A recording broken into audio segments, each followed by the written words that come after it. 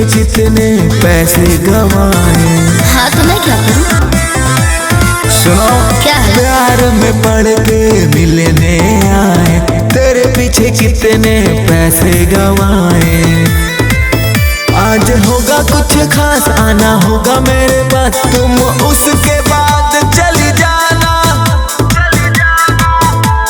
Makeup करके बैठी हूँ, चेकअप करके चल जाना। मेकअप करके बैठी हूँ, चेकअप करके चल जाना।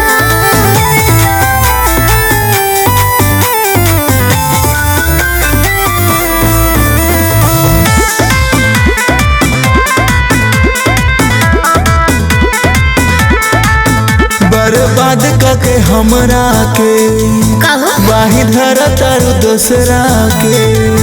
चुपे चोरी सेट भइल मोर शादी, नइखी देखले हम करा के। बर्बाद करके हमरा के बाही धरा तारू दूसरा के। चुपे चोरी सेट भइल मोर शादी, नइखी देखले हम करा के। तोड़ डाला अरमान, तूने ले ली मेरी जान, दिल लगी करना था एक बहाना।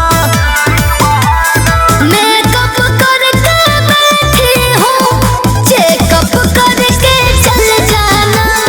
मेकअप करके बैठी हूँ, चेकअप करके चल जाना।